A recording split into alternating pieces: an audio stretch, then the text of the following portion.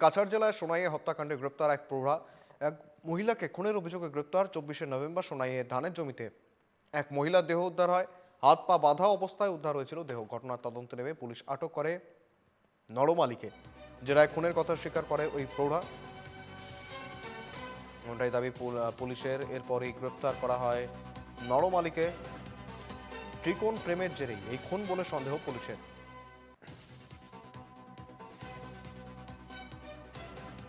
আবারও জানাবো, কাছাড় জেলার সোনাইয়ে হত্যাকাণ্ডে গ্রেপ্তার এক প্রৌঢ়।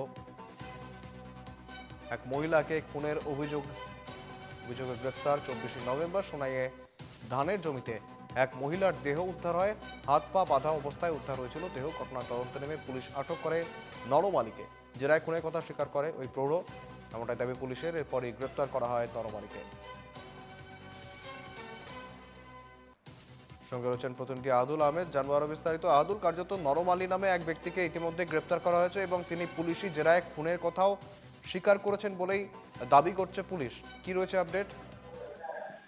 গত 24 তারিখ চাঞ্চল্যকর এই ঘটনাটি সংঘটিত হয়েছিল কাছাড় জেলার সোনাই বিধানসভা সমষ্টির সুন্দরীতে এবং 23 তারিখ গত 23 নভেম্বর স্থানীয় এক মহিলা মনোয়ারা বেগম নামের এক মহিলা, তিনি বিকেলবেলা গরুর ঘাস আনতে গিয়ে ক্ষেতের জমিতে ঘাস আনতে গিয়ে তিনি নিখোঁজ হয়েছিলেন। পরদিন সকালবেলা ভোরবেলা তার মৃতদেহ ধান ক্ষেতের মধ্যে তার অর্ধ উলঙ্গ মৃতদেহ উদ্ধার। তারপর সমগ্র যে এলাকা জুড়ে চাঞ্চল্যের সৃষ্টি হয়ে পড়ে, তার পরিবার এবং পরিজনরা সেই সময় অভিযোগ করেন যে এই মহিলাকে ধর্ষণ করে হত্যা করা হয়েছে। এই অভিযোগের পর পুলিশ এই ঘটনার রহস্য ফাদিলের জন্য তারা তদন্তে নামে এবং গত দুদিন আগে স্থানীয় নরমালী নামের এক প্রতিবেশী 57 বছরের এক বৃদ্ধকে পুলিশ আটক করে এবং আটক করার পর তাকে জিজ্ঞাসাবাদ চালিয়ে যায় এবং প্রথমে পুলিশ তাকে সন্দেহজনকভাবে আটক করে। এরপর পুলিশি জেরায় সে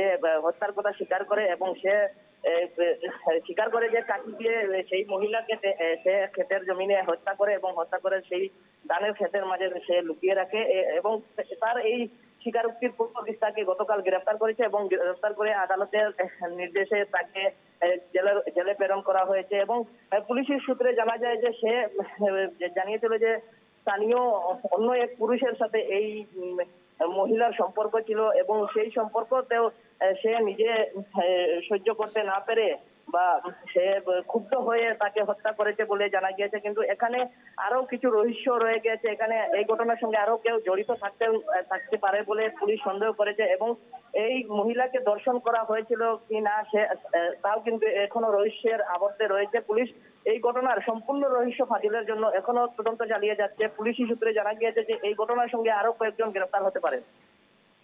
একেবারে অনেক ধন্যবাদ তোমায় আদুল। এমনটা জানাচ্ছিলেন প্রতিনিধি আদুল আহমেদ।